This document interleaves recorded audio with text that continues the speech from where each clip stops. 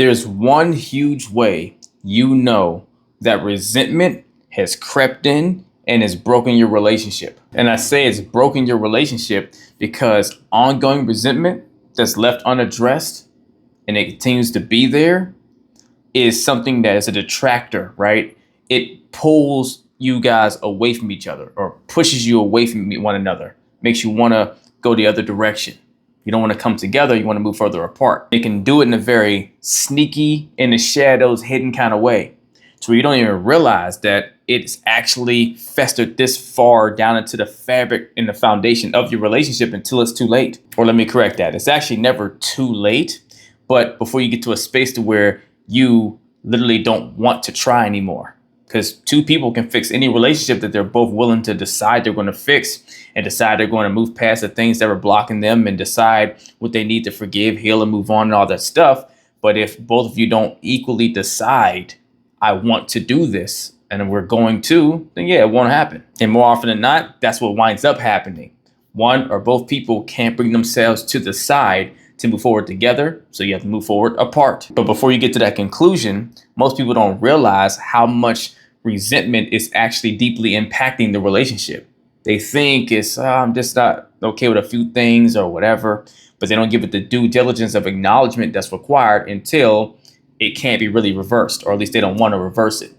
And the biggest sign that lets you know that this is what's going on in your relationship and that resentment has broken yours is emotional withdrawal. When you and your partner start to become emotionally distanced from each other, the relationship is broken because it's our emotional bond that truly is the glue of us staying unified. Without the feelings, the emotional connection, there isn't one. Because then what happens? You start avoiding deep conversations and you start going through the motions in a relationship without an actual genuine connection. And it becomes symbolic that resentment has taken root in the foundation of your relationship because you are both now choosing to be autonomous and on your own. You rather just be in your own space and stay to yourself than risk the pain or the anguish or, going through the turmoil of trying to connect, bond, and work through things with the other person. And once you stop being willing to work through things with that other person, it's time to move on without them, right? At least that's what you do energetically in your body. Your mind may not have caught up with that yet, but it's just a matter of time. And then that's how people start to self-sabotage the relationship. They start trying to subconsciously find ways to get out of it because they consciously say to themselves, no, this is my person. I still do love them. They're still on the same narrative they've been on for so long. But energetically and subconsciously in the nerve vessel and the nervous system, they're already checked out. Then you start avoiding conflict. You start becoming indifferent to caring about what the other person's doing, right? You stop having interest in what the other person cares about, their thoughts, their feelings, their daily life, all the glue and bonding things that actually makes you want to stay engaged with your partner and do life with them. You start being indifferent and can care less about doing those things. You rather just do it on your own. So where you're slowly but surely detaching further and further to a space of no return. And what this usually starts to signify to you is either one or both people has been having negative emotions or feelings towards the other person or towards each other that have been going on unresolved for too long. It's that negative energy that's been festering and it's starting to manifest through the way you guys are operating with each other. And it slowly but surely starts to deteriorate the emotional bond that once connected you. And what's really happening is that detachment is a subconscious way of self-protecting yourself.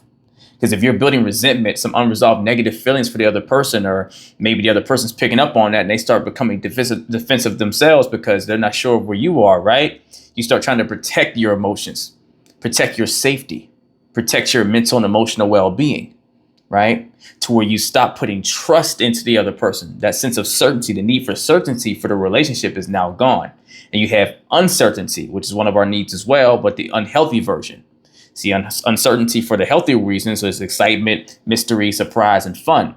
But unhealthy uncertainty is you feeling worry, some sense of fear that might come to pass, right? So you start to turn inward and protect yourself and guard yourself, and you move further away from your partner when in your mind and deep in your heart, you would prefer to be in love with them. This is why the first thing we should always do when you feel there's something that is bothering you and doesn't sit right with you, with your partner, speak up, call it out, talk through it with them. right? If there's something that's building up resentment to where you're harboring unresolved emotions towards them, then figure out what you need in order to forgive, release, and let go of that and bring it to them.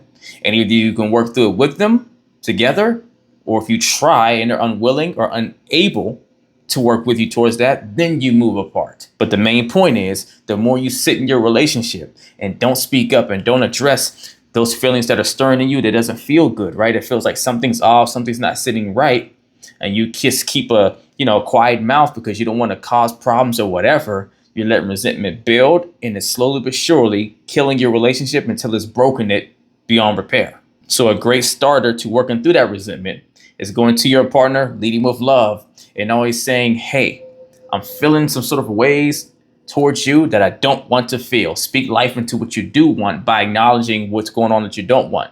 So your partner doesn't feel you're just coming to attack them. You're coming to them with a valid concern that you don't want to have, that you want and need their help with to actually work through to feel the way you would like to feel towards them. And say something like, here's what I'm struggling with, just the way I'm perceiving something with you or how it came across to me, but I know that's not what you meant for me. I know you wouldn't want me to feel this way.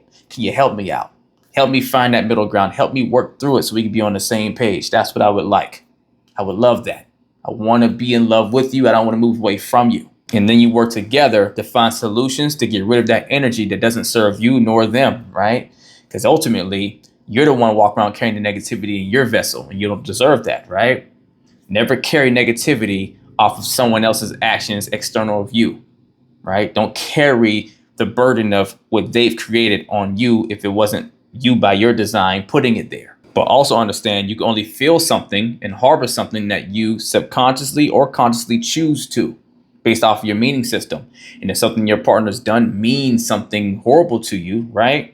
Then go to them seeking help to resolve whatever that meaning is so it can mean what you want it to mean and release it. But out of the way, never sit in a space that is holding on to negativity.